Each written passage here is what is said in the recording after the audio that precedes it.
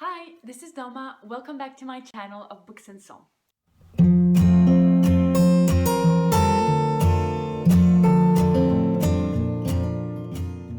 So today I wanted to do a little bit of a different video, seeing as Thanksgiving is literally right around the corner. I wanted to give you guys a list of just 5 books that I am very thankful for, that I am very grateful that I have encountered at one point or another in my life. And I want to share them with you because I think that by reading them you will definitely not waste your time, and there are definitely books that are worth your while.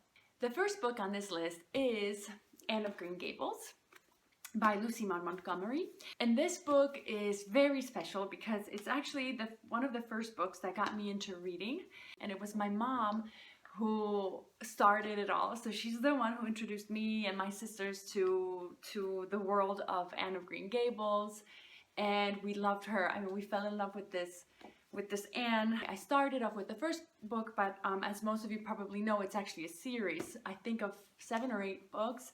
So you meet Anne in the first book where she's an orphan and she's finally being adopted, or there's finally a family that wants her. And then you follow as she grows, as she makes friendships, as she goes off to university, makes various life choices, and it's really just a wonderful read. So I'm very thankful for my mom, and thankful for the fact that she introduced me to Anne of Green Gables, that already as a little girl I was able to get immersed in the story of Anne, imagination, friendships, family. It's definitely a book that I recommend, and once you get started, you're probably gonna go straight through the whole series. So yes, I recommend. The second book that I want to talk to you about is a huge classic. It's a huge Italian classic, and it's a book. It's a masterpiece that I've been introduced to since I moved to Italy. So my husband and my husband's family have been really great in trying to get me acquainted with the Italian culture. So what better way to do it than through literature? And so one of the first books that I was recommended as a light introduction was Dante. And I'm sure all of you guys have heard of Dante's Divine Comedy. And the wonderful thing is that in Italy, so for those of you who maybe are either taking Italian or studying Italian or know Italian, there is this, but of course I recommend it in English in translation. I recommend it highly, but there's this wonderful edition here in Italy that's just coming out. They're doing this, they've divided the Divine Comedy into the 3 parts, so Hell, Purgatory, and Paradise. And it's beautiful. I mean, it's huge. It's illustrated by Gabriele Dell'Otto, who illustrates for Marvel here in Italy. So you have these pictures of Dante, who looks a little bit like a superhero. There's a lot of movement and stuff in the illustrations. It's so beautiful. So the cool thing that they did with this book is that aside from the illustrations, which already make you imagine the place where Dante is in hell or in purgatory, and then later on hopefully also paradise will come out, but you have the original, so the Italian that I cannot read and will probably never be able to read, and then right next to it, so it's one page is the original, and then the other page is modern Italian. But what they really tried to do is to keep it as poetic and as faithful to the original as possible. So I'm still able to appreciate this book and love this book because it's paraphrased in such a wonderful way, and each canto is being then commented on, explained, and you have so much to go off of. So actually the way I go about reading this book is one canto at a time, per week. So it's definitely a time investment, but it's so wonderful and it's so worthwhile. So I'm so thankful for my husband and for my husband's family that they have introduced me to this. They were not scared of showing me the Inferno at the beginning instead of maybe trying with Pinocchio at first. But okay, so here's the Inferno. The second part that just came out is the Purgatory. So also illustrated, also humongous, So yeah, so like I said, I'm very grateful for meeting Dante, because I mean, you read it and every single canto is just so wonderful, and you know, you're basically sitting, you know, you're sitting in the presence of a genius who is telling you these wonderful things, you know, with the mentality, obviously, of someone who lived in Florence in the 14th century. So, but still beautiful, and still, you know, every song that you read, you can take something out of, and you know, and reading it is always going to be fruitful. The next book on this list, a book that I am so grateful for, a book that has changed the way I look at the world, and it's so impactful, at least for me, and is the encyclical by Pope Francis, Laudato Si. I have this version, which I guess, to drive the point even further, has been printed on ecological paper, which is kind of cool. It's kind of like, you know, you can take notes in it as well. This encyclical is really so important, I think, right now, and so great, and I'm so thankful for Pope Francis's, you know, for Pope Francis and his words. I wouldn't say it's an ecological encyclical, because I think that would be maybe narrowing it down a little bit. It's much more complex. The Pope looks at social issues, ecological issues, yes, which are often very much intertwined, economic issues, political, human, I mean, just everything. Very, let's say, wholesome and complete, I should say. But what struck me the most in this encyclical is that the Pope talks about, you know, the cry of the poor. He focuses very heavily on the cry of the poor and the cry of the earth. So he's kind of showing how these realities are intertwined. I mean, he's looking at the planet, he's looking at what's happening in the world around us, what is happening to creation, that, you know, that we've been giving, what is going on, what are we doing with it. He's analyzing so many different issues, and some of the more striking ones, which I'm not going to go too much into it, but if you read it, I'm sure you're going to see it as, you know, the culture of you don't fix but you throw out, whether we look at objects and consumption, or we look at our relationships, where it's easier to just end something than maybe work on things and try to fix things. And so he's really trying to look at what's happening to human beings, what is the condition that we are in today. And in all of this, he's taking such huge inspiration from Saint Francis, and, you know, as the title says, Laudato Si, this is the repetition, the part of this beautiful prayer of Saint Francis, where he talks about, you know, praising God for the whole creation. So the Pope, you know, his words really, for me, they were very impactful. I'm very grateful, because they make me definitely look at the world and the social situation and the conditions that we're living in today in a different way, and maybe with a new perspective. But it also gives me inspiration to act, and he gives little points and places where to begin and what we can do.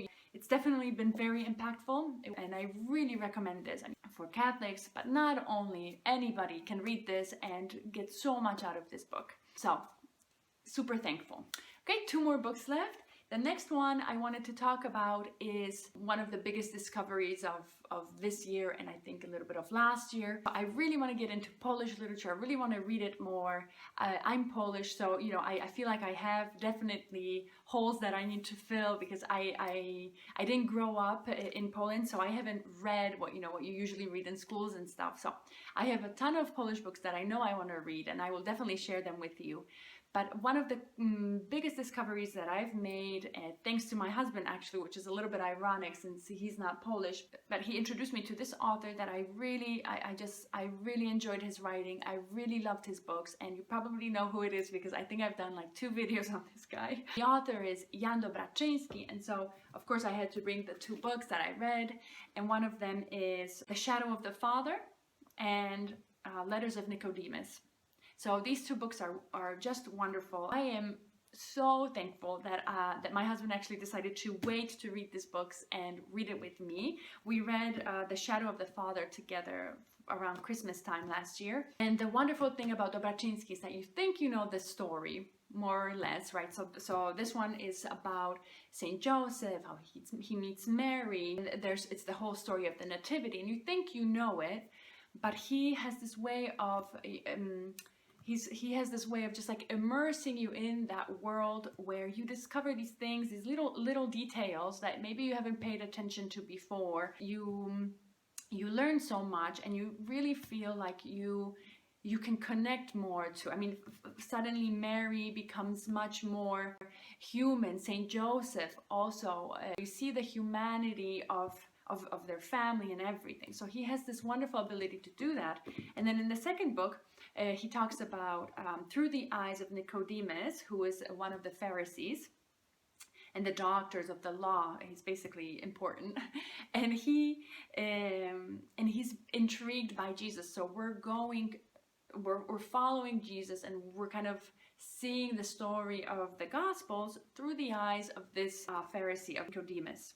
Whatever Dobraczyński writes, or whichever one of these two books you pick, I mean, you won't be disappointed, because he adds such levels of depth to the story that you think you know, that you will want to come back to it. I mean, these books, these stories just stay with you, and the way he talks about, the way he narrates this it's wonderful.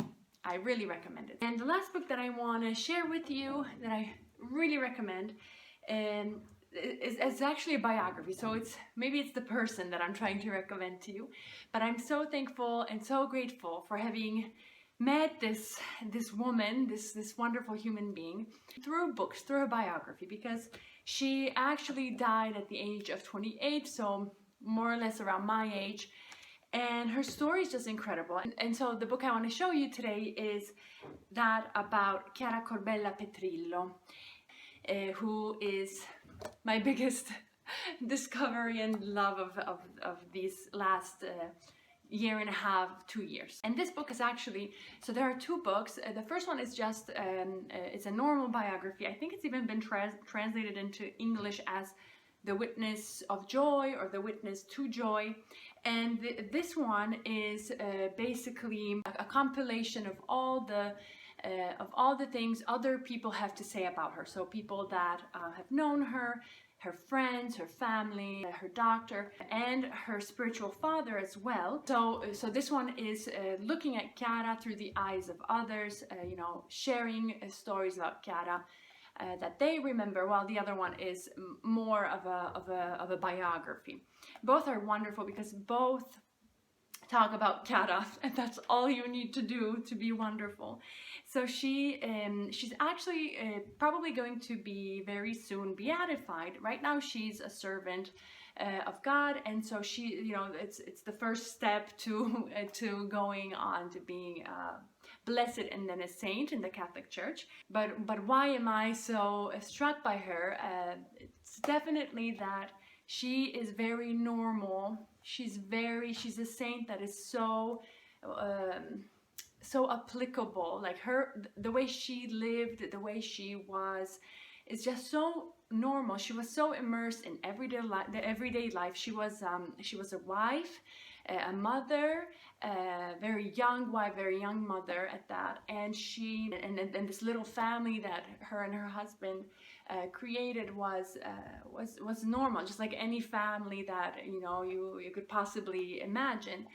But what is so special about her is that in everything that she went through, and there is a lot that this family went through, she was able to, she just accepted it. She accepted it not like, whatever, just like I'll take it, like with an indifference, but she accepted it believing that whatever God throws her way is good, because she's his daughter. So he's a father, and a good father can never be bad.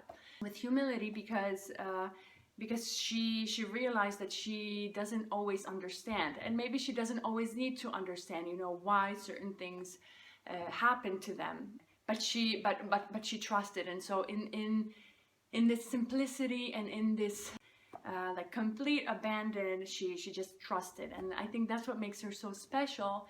And this book actually is, the title takes from her philosophy or philosophy of her family, which is in Italian it's piccoli passi possibili, so little steps are possible. So you start with, you know, you don't get overwhelmed and think, oh, what is going to happen to me, what will, you know, how will we manage. You look at today, you look at what you're given today, and you start from that, and then the next day, and then the next day, so that you what Chiara would say is that she didn't want to miss a single grace, a single thing that God is asking of her now. So she stayed in the present and the now, which is so hard, so hard.